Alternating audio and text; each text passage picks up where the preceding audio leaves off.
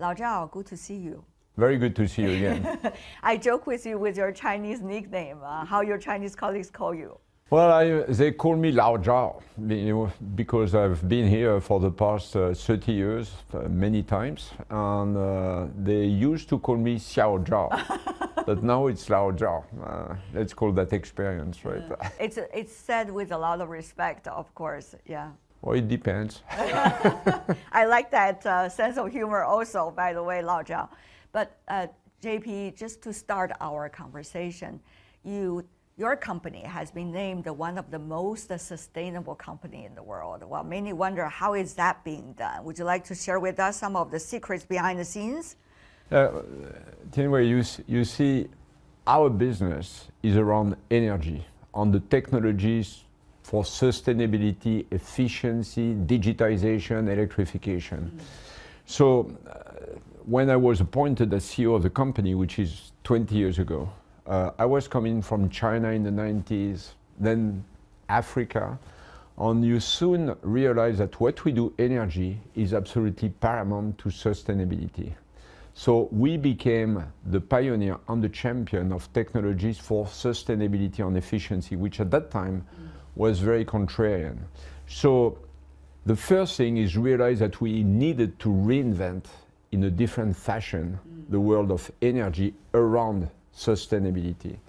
The second point is when you lead a company like Schneider, which is very global, and local at the same time. I want local teams, the China team, the India team, to be really empowered on their decision. You need a compass, not only on the what, but also on the how you do business. So kind of aligning the whole of Schneider with sustainability is giving a very strong compass to our company. And then it's about execution of it, aligning completely strategy, sustainability, having every 3-year plan of progress in all those directions, having incentives on extra financial, which are as important as incentives on financial. And it is about also, while empowering people locally to make the difference. And having the governance at every level, at the board, at the executive committee, and in every space. So this is what we have put into place, and we were, 2 years ago, qualified as the most sustainable company in the world in Davos.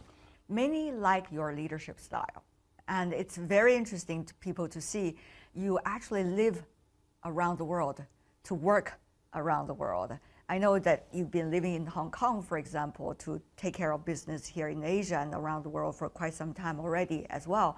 So tell me more about how, at this time of uncertainty and changes, how can we adjust ourselves to be both upbeat and up to the race? At Schneider, I've always believed, I've lived, as you said, I come from a very modest origin in France. My father was a farmer.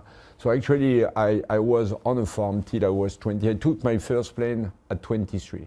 Wow. Since then, I've lived in 6 different places in the world, in very different cultures. And I've always been convinced that, one, the world is global. Because at the end of the day, everything we do will be more and more global. But at the same time, the cultures are so different. And it's a wealth, right? Because we learn so much from each other that as the world is acceding to a right level of prosperity, those cultures resurge in a very strong manner. And we need to learn from each other, and we need to learn from our differences. So we've structured our company to be very local so that people are truly empowered to do what they have to do. But at the same time, really learning from each other is one of the main priorities that we should have. And I think the world should do the same. Accept our differences, learn from our differences, and work and collaborate a lot on the points that keep us together, and especially the big challenges. You've been transforming the company, as we mentioned earlier, from the mainly one on the electrical manufacturing to something that is such a sustainable company today. But many are still in the process of learning how to do this. And also new technologies are coming up. How do you see you could be incorporating the new elements as fast as possible to do something as, once again, a pioneer in your sector? Look, technology will keep accelerating, and the world will keep changing faster than before. So what we've been building over the past 20 years is two things. The new world of energy based on what we call electricity 4.0, which is a complete new way of dealing with your energy, very local, very decentralized, in your home, in your building, in your factory, something extremely local. But the core of that is digitization. And if you look at our life over the past 20 years, 30 years, it's been transformed by digital. We do everything on digital, and probably China more than any other country. But the episode 2 of digitization, which is the digitization of things, of your environment, of your home, of your building, of the place you live, you work, and everything has barely started. Schneider is at the core of that, and I'm super excited. You see, 5G means even more things will get connected. Data centers, the cloud allows you to put together all your data and to work on it. And then we've got tons of artificial intelligence and so on, which help us to build a digital twin of many things. And now AR, VR is coming, so you can really build the metaverse of the enterprise of our customers. So we are just at the beginning of this inflection on these things. And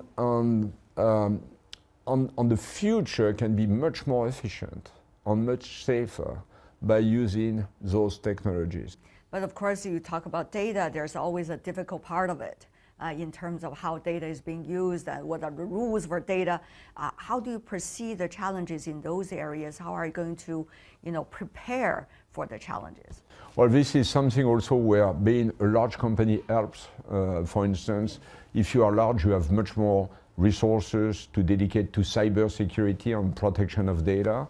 And at the end of the day, data belongs to our customers, and they decide what to do with it. But if people are ready to share a lot of their personal data, the data they have on their energy system, on their process are much less private, and they can get so much more benefit in sharing it with other stakeholders that can contribute to the optimization. But it's case by case, and decision by decision. At Schneider, our system is pretty open, and we can invite our suppliers, we can invite our energy suppliers, we can invite developers, software developers to participate to the improvement of Schneider. And I love this idea that data is the fuel of collaboration in the 21st century. Always a pleasure. Thank you so much. Always a pleasure.